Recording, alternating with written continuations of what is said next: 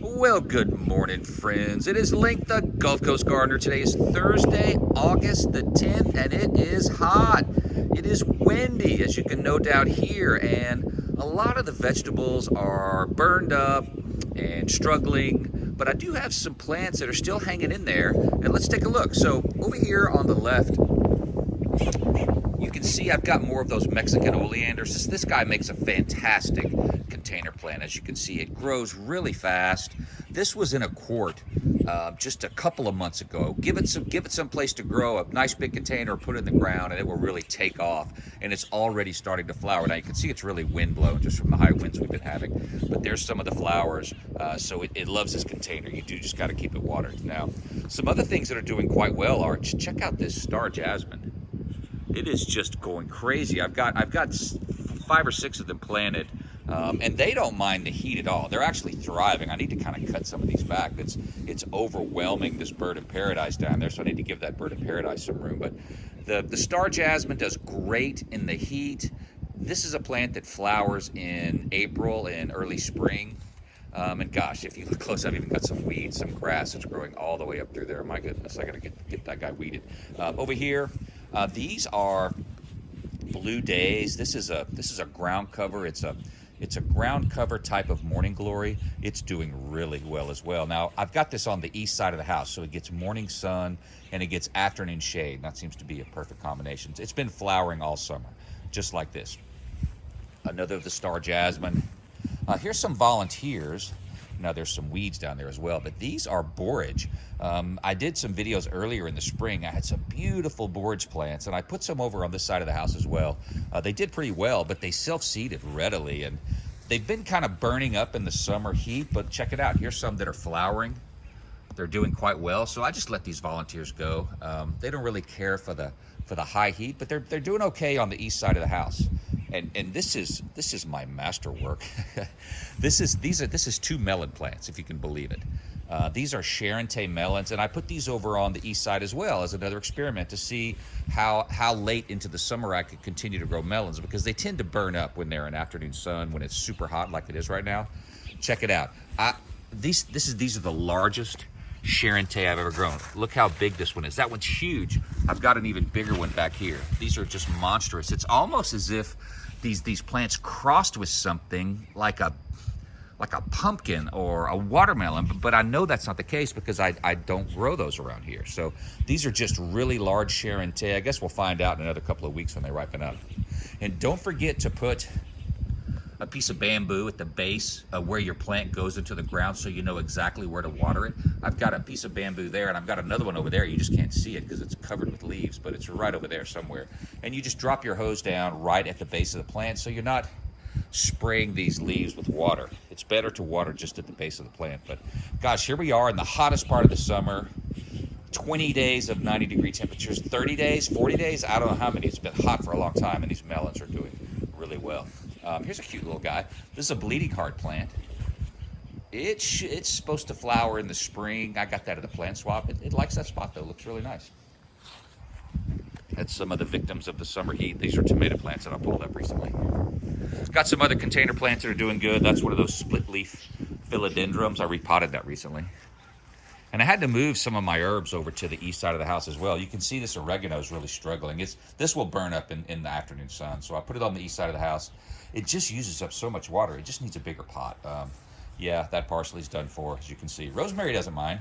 It doesn't mind some afternoon shade, and this one's doing really well. Look how pretty my thyme is. The thyme in the garden patch is burning up a little bit, so I'm just going to keep some herb pots over on the east side of the house so I always have fresh herbs. I moved some of these guys over to get some morning sun and afternoon shade as well. It was just too hot. Now here's something new that I've never talked about before. I really struggle to keep these plants watered. When you have so many plants in 4-inch pots like this, you have to water these guys like twice a day when it's really hot and windy.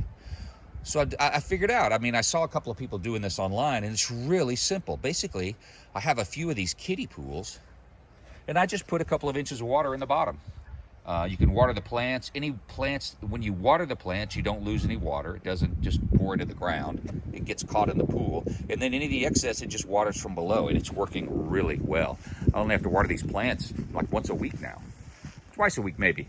And let's go check it out over here. So I've kind of expanded the system over here. This has made my life so much easier, because even when it's this hot and dry, I have to water these gallons every day. And it's just, I don't have time to be out here watering the plants all the time. And so what I do, you just get these pools. And as you can see, I've got a couple of inches of water in there. And they water from the bottom. This guy is solid. It's really well watered. And so, and then you can let them dry out, because you don't want to have your plants wet all the time. And so you get them nice and watered in, and then you wait for them to dry out. And you can usually tell just by lifting it. Like, these are all nice and heavy, so they still have plenty of water. Once those dry out, I'll put a few more inches of water in the pool. And it's working really well. As you can see, these plants, these are more of those Mexican oleanders. I grow these from seeds, guys. So if you get a few of these established, these are all from seed that I started in the last 6-8 months. It's super easy to grow from seed. So I sell these plants for $15 a piece if you want to pick one up. They're beautiful. They don't mind the heat at all. They tend to freeze back in the winter. Sometimes they come back, sometimes they don't. But you know what?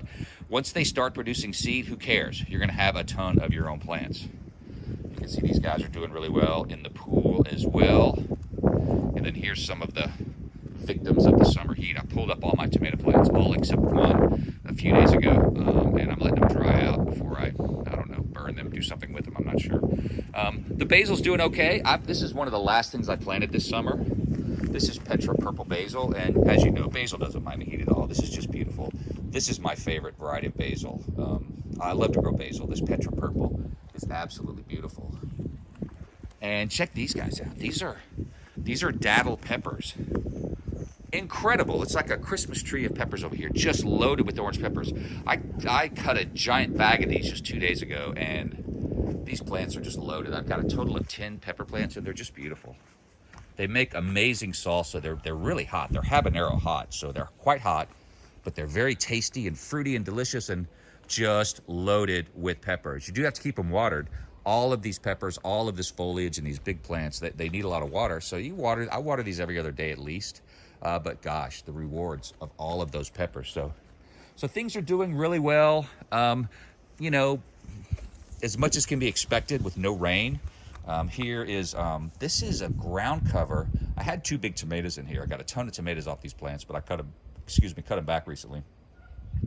And this is Sweet Alyssum. It's not flowering as much as it does in the spring. In the spring, it's covered in white, these beautiful, fragrant white flowers. But look how pretty the foliage is.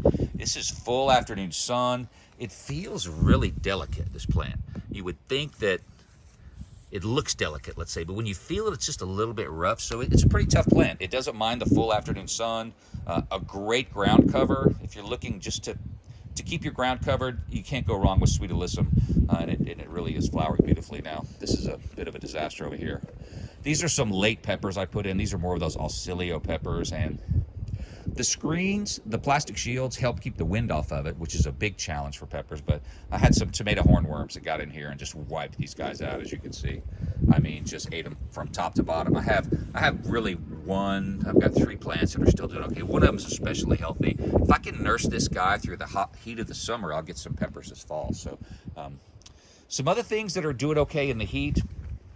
This is more of the Victoria Blue Salvia. I've done a bunch of videos on these. I cut these back to the ground probably a month ago, and look at all the growth since then. These are tropical milkweed. Not a huge fan of tropical milkweed. You really want to grow the native, but sometimes I struggle to find the native, and then when I do find it, it doesn't grow very well. So I've got a hibiscus in the middle there, trying to get it some sunshine so it'll keep growing. More of the salvia, more of the tropical milkweed. And just a few more to talk about. This is mist flower. It's actually doing very well in this heat. There's kind of a dead patch over here. I think I've got a giant ant bed in there that is just sapping that plant of nutrients and water on that side. But the rest of it is doing quite well. I don't water this, rarely water. I did actually water yesterday, but I think I've only watered it once this summer. It handles the heat. This is full sun. It'll survive in part shade as well, though. So this is a superstar. It's a very aggressive growing plant, though, so just be aware it'll spread. But my patch has been going strong for several years, and I get lots of volunteers that I pot up and give away and sell every year. Now, these are some plants from a neighbor. These are Mexican petunias. Some people hate this plant because it, too, is very aggressive. But you know what? Keep it mulched in. I keep a ton of grass clippings around my plants to to help keep moisture in the ground as well as to suppress weeds. And I've got this guy under control. It's not that big a deal. If it pops up some plants around the side, just dig them up, pot them up, throw them away, give them away, whatever you want to do. But I love this Mexican petunia, and actually had some hummingbirds out here yesterday, and they seem to like them as well. The society garlic, not doing so good. I need to dig those up. It's a little too hot for them over here. I need to dig them up, pot them up, and move them to a different location. Although, you know, these should be full sun plants, but there's something about this side of the garage that is just super hot. Now, these are some irises. They are, spider lilies. Got these from a neighbor as well. And they don't seem to mind the heat. These were flowering beautifully earlier. They flower really early in the summer, late in the spring, if I'm not mistaken. But at least I've got some greenery over here that can handle this heat. I'm learning which plants will survive and which won't in the heat, in the cold, in the wind, and the lack of the rain. You probably recognize these. These are 3 more of those Mexican oleanders, which I just love. Get these guys going. They're a foolproof plant. I really don't water these very much either. So that's another good choice for these hot summer days. This is full blasting west sun. And one more plant over here. This is Copper Canyon Daisy. These bloom, these start flowering in the late fall and all through the winter and into the early spring. Other than that, it's just going to be kind of a nice ground cover shrub that doesn't mind the heat. It doesn't flower in the summer, but at least I've got something that's green, right? And this is one of my favorite plants. Oh, excuse the light there. This is one of my favorite plants. This is a volunteer mist flower. You remember that big patch of mist flower down at the end? Well, these things kind of just spread all over the place, and I didn't plant it here. It just showed up here, and it's such a pretty plant and so green, bright green, even in the heat and the due west sun. I just left it there, so no problems. Zinnias, it's been so hot and dry, even the zinnias are starting to dry out. Sorry about the sun. It's not the best light. I should have got out here a little earlier, but the zinnias are even starting to dry up. I watered them really well yesterday, but they might be time to pull these guys up. It's just been too hot and windy. Although, you know, it's okay if the plants look bad when the flowers look that nice. So, you know what? The yellow ones seem to do really well. Anyway, love those zinnias, and of course, this patch is just my superstar. This is my specimen garden over here. These are more of those Victoria blue salvia, which I think I watered them yesterday. They're covered in those big black carpenter bees, which I absolutely love. You can see them buzzing around in here. There's 4 or 5 of them. I've got some lemongrass back there that's doing quite well in the heat. Just love this patch right here. And then the Peggy Martin rose. This is one plant that's starting to go a bit crazy. Excited about that. We're gonna have this growing all up and down the stairs. Peggy Martin rose. I water it once in a while, but it's pretty self-sustaining as well. And over here I've got a spider. Excuse me, it's not a spider plant. It's a giant leopard plant. Now these grow in complete shade. This is a container plant that you can put in 100% shade. I've got it. It's facing west, but it gets so much shade from all these plants that it's effectively growing in the shade, and it's doing really well. There's kind of a nasty black leaf down at the bottom. I need to trim it, but all in all, that plant is beautiful. It's doing quite well. So, and then I've got a few more of those star jasmine down here. Look at them. They're just going crazy. So star jasmine's a great choice. You see them everywhere. They're kind of common, but you know what? We need some plants that you don't have to mess with all the time, that are kind of self-sufficient. You need to give them a guide wire if they're going to grow up a post like that, but I really don't do anything to these except clean them up once in a while. And, you know, I'm in the garden pretty much every day, sometimes all day. Well, I'm in the morning and in the afternoons, and then often all day on the weekends. And you just need some plants like these guys that you don't have to do anything to. You basically plant them and forget them. So if you have any questions or comments, post them underneath the video. I'll do my best to get back to you. Please subscribe to these videos if you haven't done so. I'm over 300 subscribers, which is pretty exciting. My goal is 500 and then beyond. So give it a thumbs up, give it a like. And if you have any tips or tricks about growing plants in the summer, keeping them watered, varieties that you love that do especially well for you, that are low maintenance and self-sufficient, let's talk about it. Hey, thanks for watching. Have a fantastic day.